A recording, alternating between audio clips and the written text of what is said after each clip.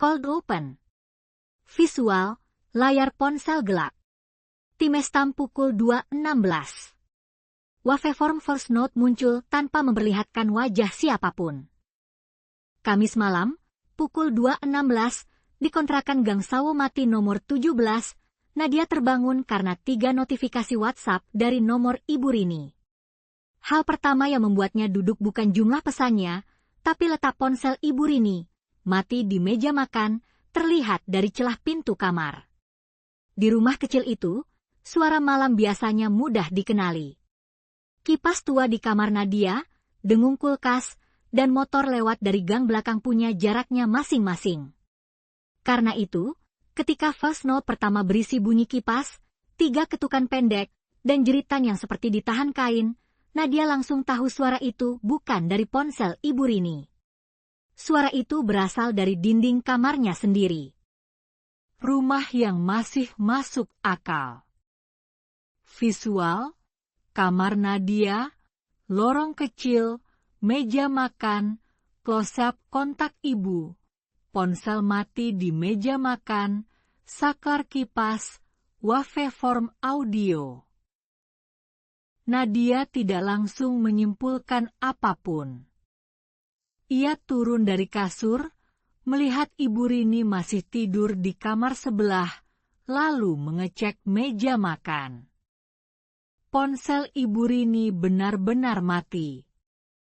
Tidak ada layar menyala, tidak ada getar, tidak ada notifikasi tertunda. Hal yang membuat Nadia tetap bertahan pada penjelasan rasional adalah satu kemungkinan sederhana. Nomor itu mungkin dipalsukan. Ada orang iseng memakai nama kontak Ibu Rini, lalu mengirim audio dari tempat lain. Untuk membuktikannya, Nadia menyalakan lampu kamar, mematikan kipas, dan menunggu 30 detik. Rumah menjadi terlalu sunyi. Setelah itu ia memutar voice note pertama lagi. Di speaker ponsel, kipas tua itu masih berputar. Tes yang gagal menenangkan.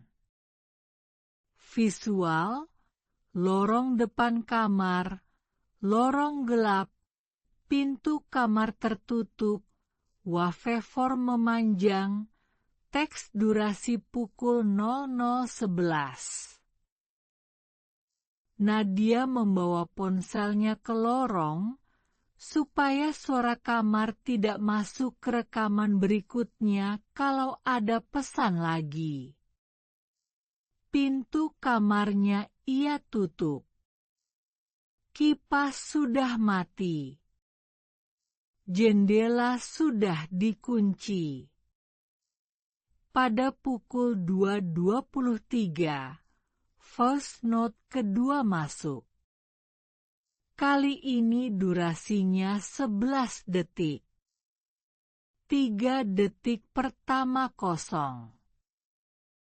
Lalu terdengar suara kipas berhenti, persis seperti barusan. Setelah itu ada bunyi kasur berderit pelan, padahal Nadia sedang berdiri di lorong.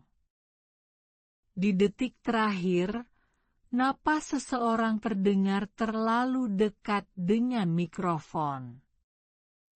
Nadia spontan berbisik, "Anjir," sebelum menutup speaker dengan telapak tangan. Bukan napas orang lelah. Lebih mirip seseorang menahan diri agar tidak bersuara. Saksi kedua.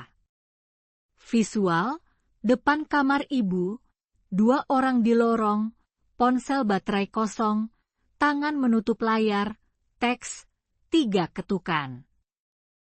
Nadia membangunkan Ibu Rini tanpa menunjukkan voice note ketiga yang belum dibuka.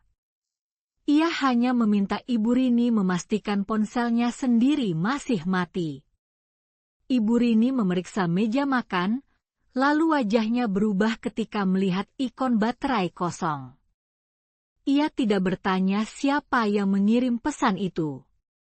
Ia justru bertanya apakah suara ketukan terdengar 3 kali. Pertanyaan itu membuat Nadia berhenti bicara.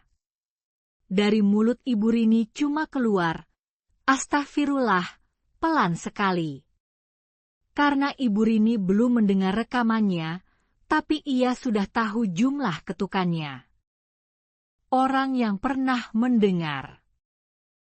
Visual, teras rumah dan gang belakang, teras basah, senter mati, gang belakang, kipas berputar tanpa disentuh. Pukul 2.31, Bagas, tetangga yang biasa ronda di gang, dipanggil lewat pesan singkat. Ia datang membawa senter kecil dan menolak masuk rumah sebelum mendengar rekamannya dari teras. Setelah voice note pertama diputar, Bagas langsung mematikan senternya. Ia bilang suara kipas itu pernah terdengar dari rumah kosong di ujung gang, seminggu sebelum penghuninya pindah tanpa pamit. Tidak ada yang menanggapi kalimat itu. Bukan karena tidak percaya, tapi karena saat itu kipas di kamar Nadia tiba-tiba menyala sendiri.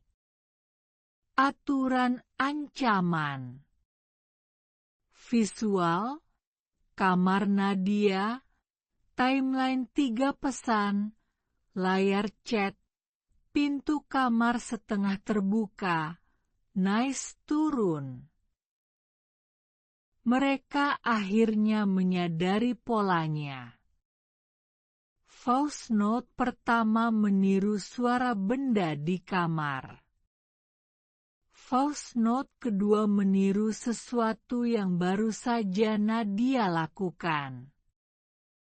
Kalau voice note ketiga dibuka, kemungkinan besar isinya bukan suara benda lagi. Ibu Rini menyarankan agar ponsel dimatikan. Bagas menyarankan agar mereka keluar rumah.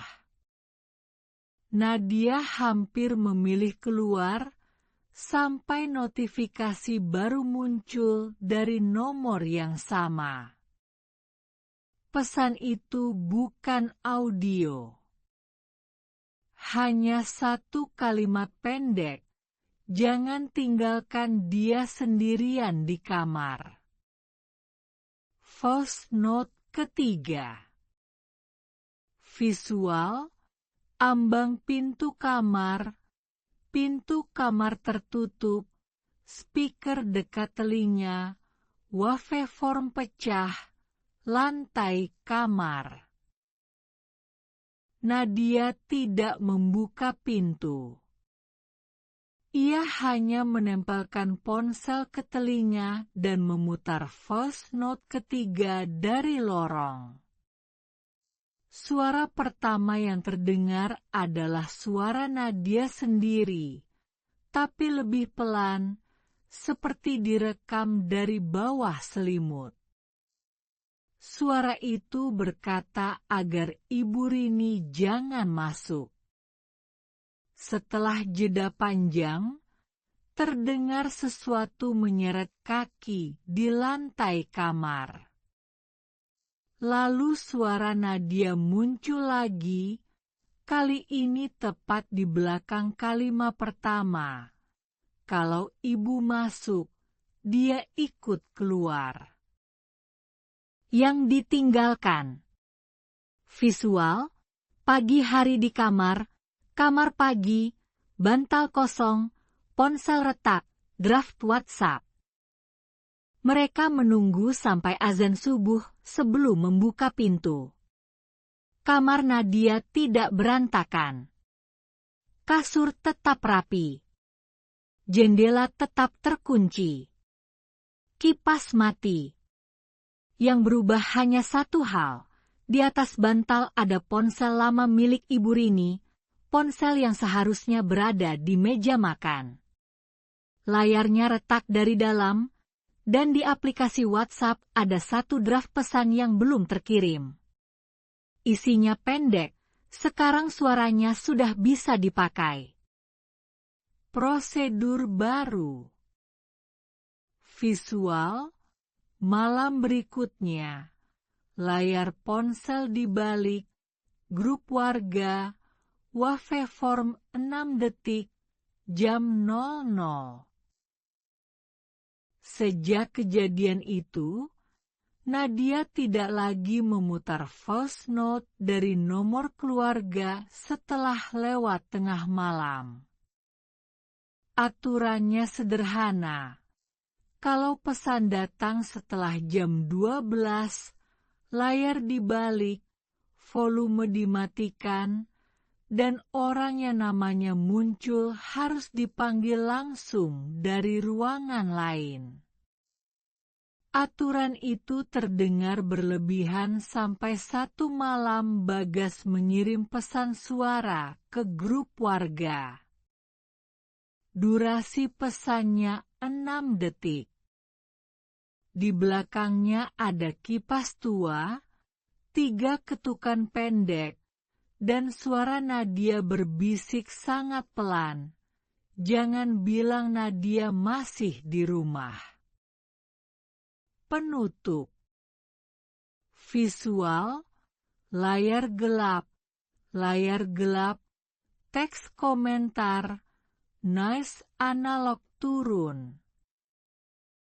Kalau malam ini ponsel keluarga berbunyi setelah tengah malam, jangan langsung percaya pada nama kontaknya. Panggil orangnya dari ruangan lain dulu, dan dengarkan apakah ada suara rumahmu di belakang rekamannya. Kalau pernah punya momen paling horor yang masih kebawa sampai hari ini, tulis di kolom komentar. Kali ini giliranmu yang bercerita. Catatan setelah rekaman.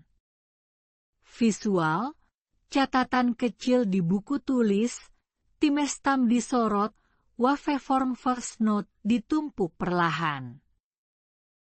Yang membuat kejadian itu bertahan bukan karena ada sosok yang terlihat jelas. Justru karena semua buktinya terlalu kecil untuk dianggap cerita besar. 1 kipas.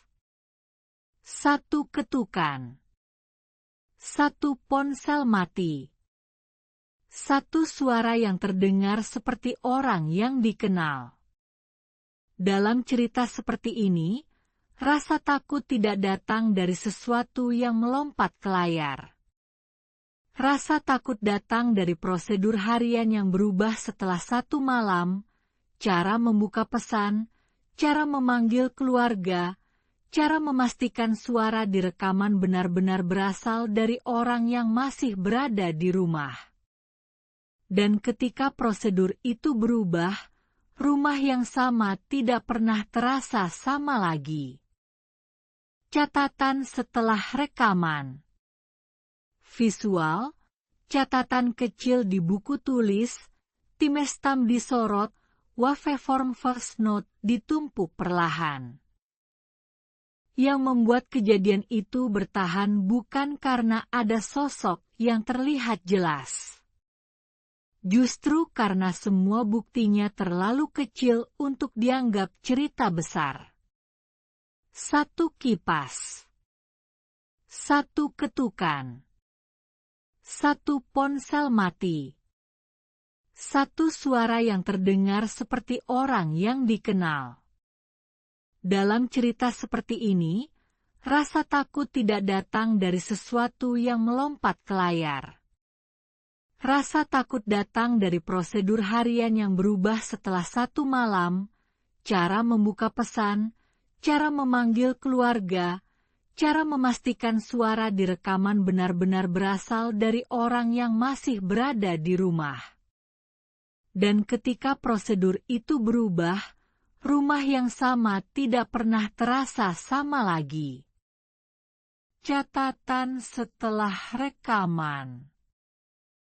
Visual, catatan kecil di buku tulis, timestamp disorot, waveform first note ditumpuk perlahan.